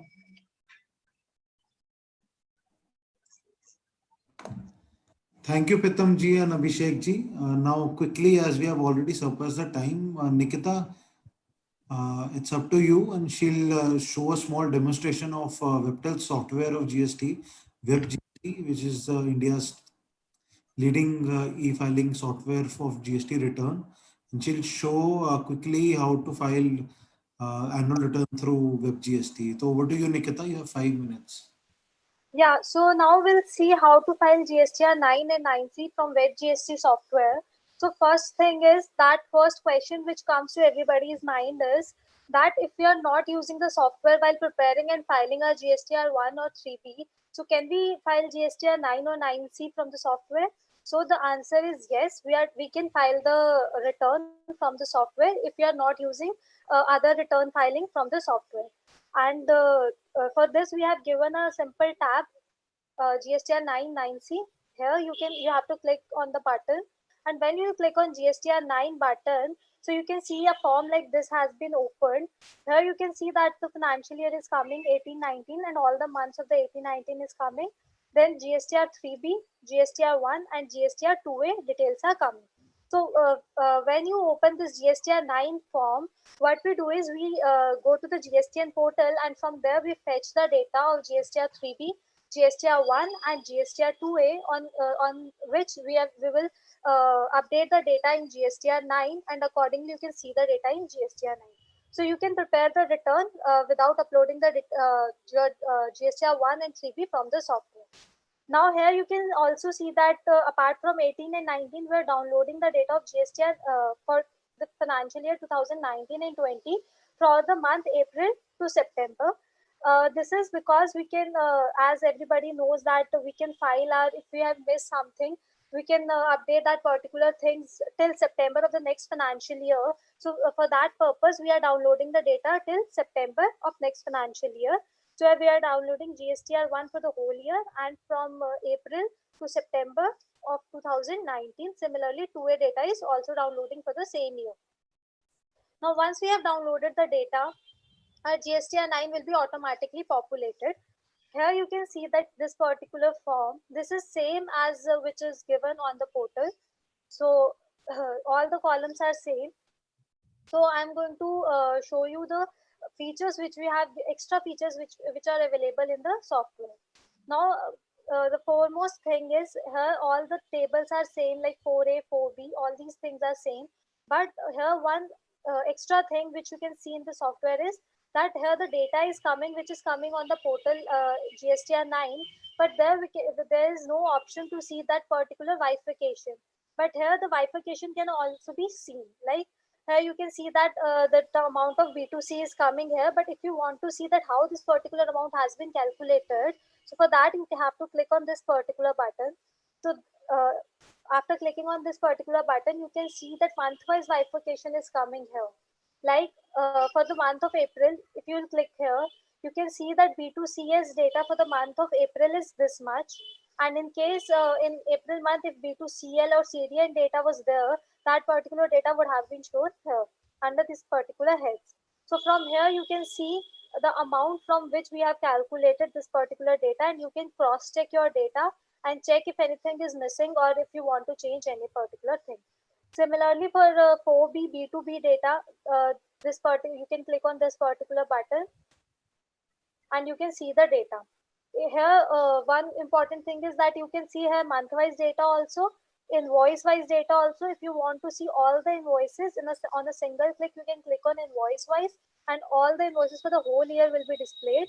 Other than that, if you want to see party-wise bifurcation, you can click on party-wise and your data will be displayed to you.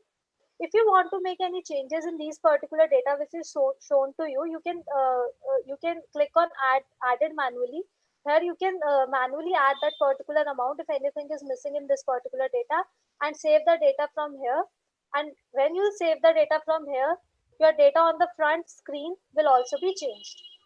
Other than that, if you're seeing this particular data and if this data is not correct, what you can do is you can right click on this particular cell and we'll click on view history. Here you can see that auto calculated value is this much, that is 730609. But in case your present value is not correct, you can what you can do is you can change this particular value, and you can save this thing, and you can in comments you can add the reason why you are changing the data, and you can save this particular data.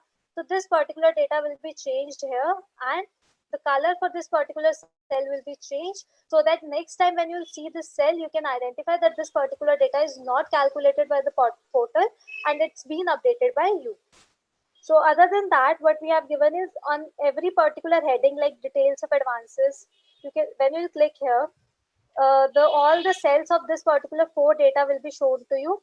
From here, you can also change the data in case you want to change any data, and you can also add the notes to any particular cell in case you want that for future reference.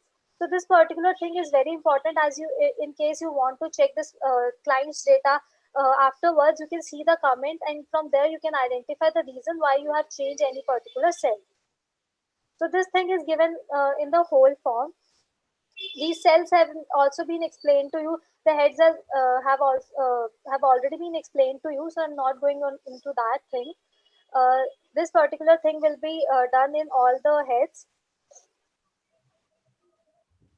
After that, we'll be moving to 8A, which is very important. Here you can see that 8A thing is coming.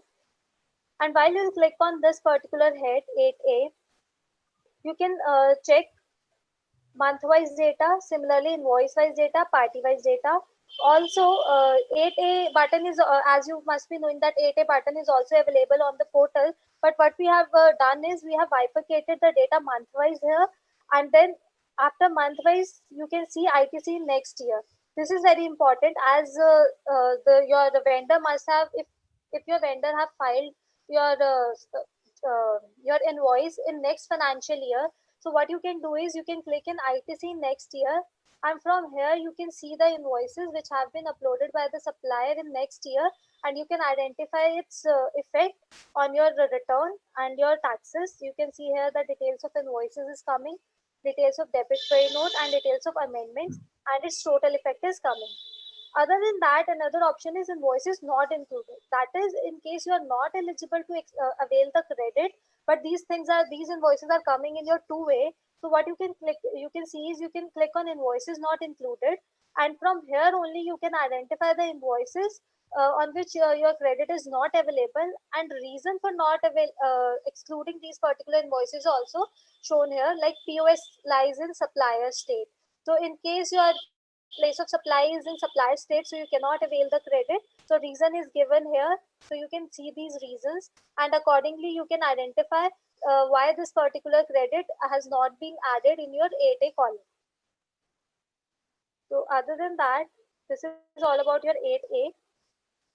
After that, in all the columns where we can take the data from GSTR 1, 3B or 2A, those particular columns have been updated here in the form, and automatically calculations are made on the basis of that.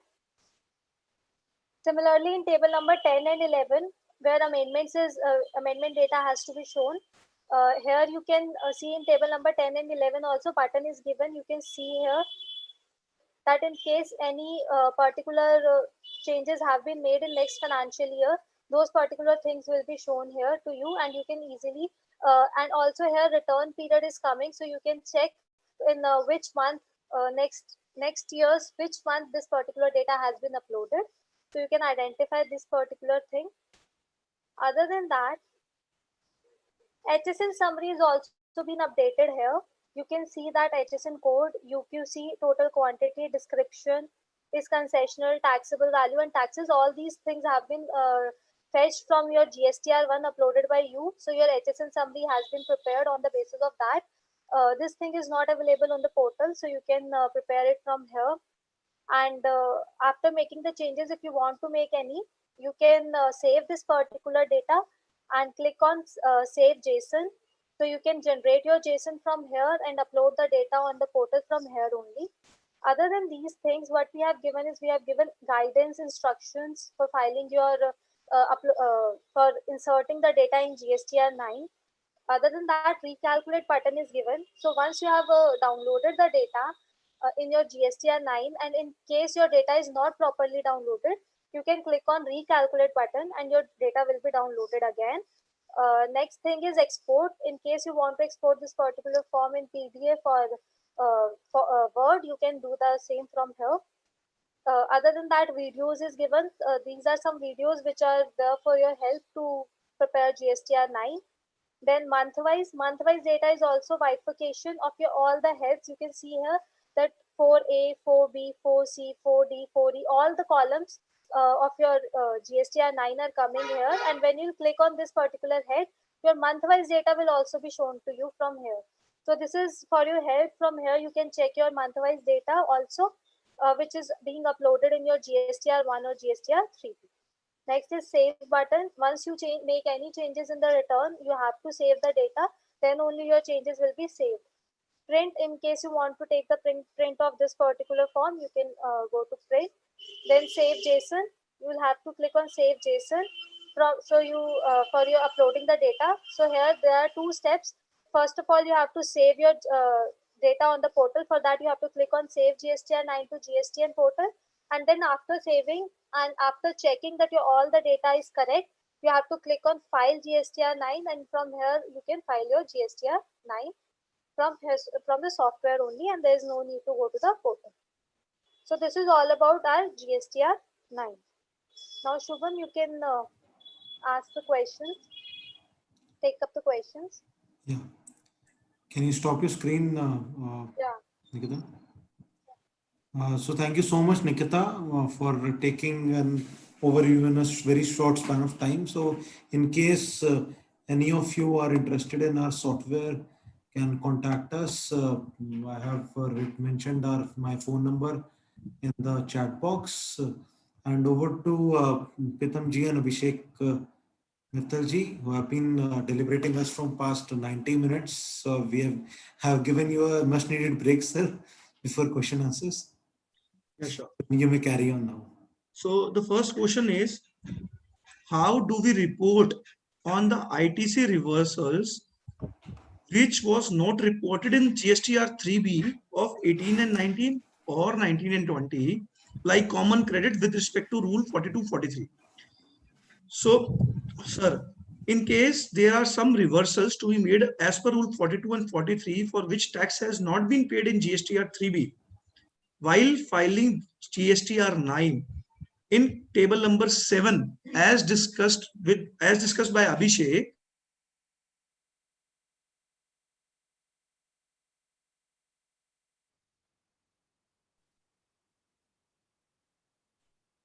which will be mapped in table number 9C, the difference would arise with respect to actual utilization and actual available, and henceforth the difference can be paid through DRC 03. So as simple as that, we can report this type of transactions for which reversal has not been made in table number 7, and the difference we can pay through DRC03, and the difference would be mapped in 9C. So the second question is, what about the liability under RCM booked and paid in 1819, but ITC of such tax has been availed in financial year 19 and 20? What about the advance receipt, but no tax has been paid and no invoice has been issued? Whether such case will be reported in table number 4F. So, as the situation is such, there was the RCM liability in financial year 18 and 19, where I have not paid the payment of that RCM liability in 1819. Instead, I have made the payment in 1920, and I have also availed the ITC in 1920. So when we talk about such type of transactions, these type of transactions need not be reported in table number 4F of GSTR 9 for financial year 18 and 19, as these does not form part of output supplies and tax has already been paid in next financial year. So these type of transactions need to be reported in financial year 19 and 20 itself, as this will also not have any impact with respect to my outward turnover. As an auditor, what best I can do is that I can put a remark stating that the RCM liabilities of 18 and 19 have been paid in 19 and 20. So as an auditor, if the liability has been paid before filing my GSTR 9 and 9C, we can put a remark that it has already been paid in next financial year. So Abhishek, in case you want to take some queries. Yes, there is one question which says if no self-invoicing is raised and credit is taken, then it is valid, as in many cases self-invoicing is not raised. So as we are all aware that whenever a supplier is procured under RCM, the recipient is required to issue self-invoice as per section 31 of the CGST Act.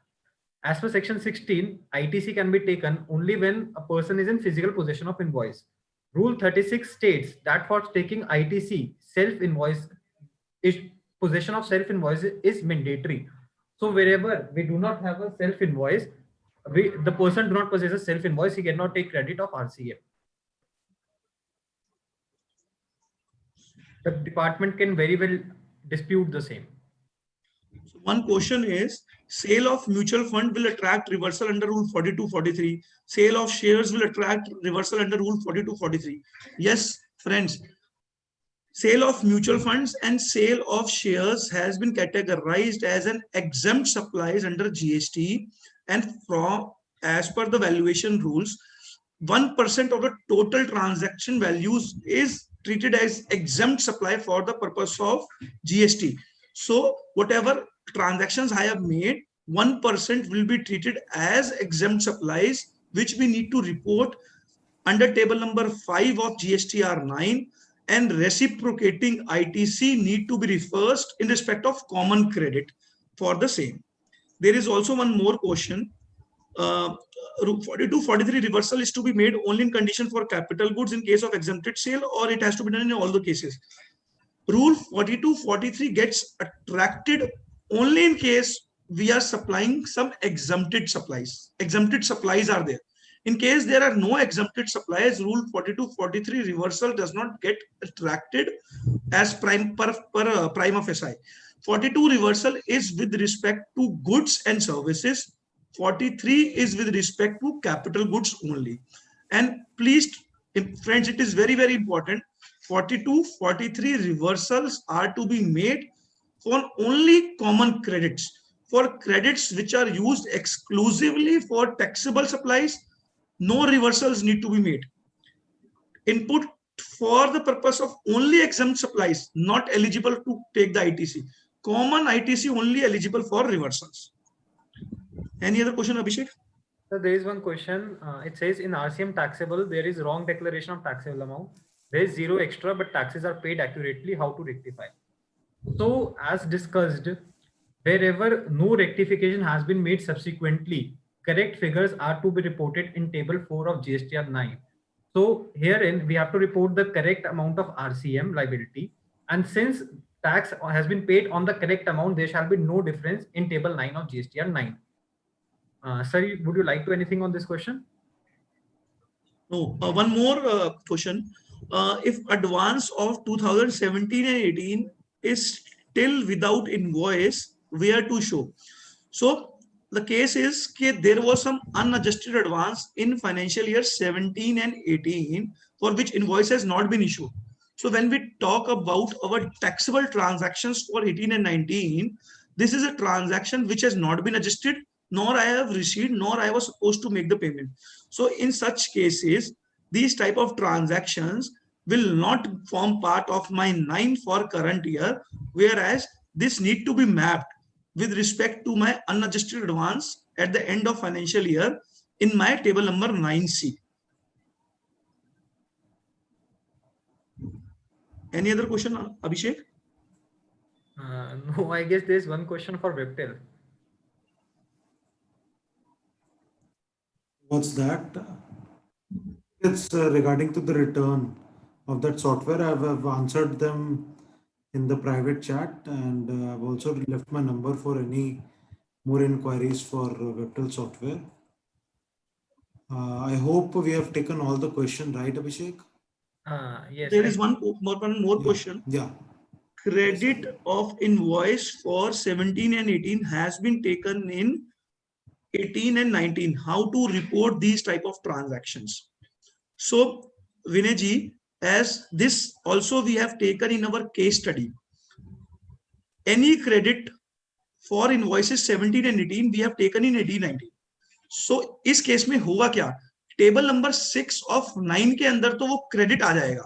Suppose 100 rupees का credit था जो हमने 17 and 18 का 18 19 में लिया था.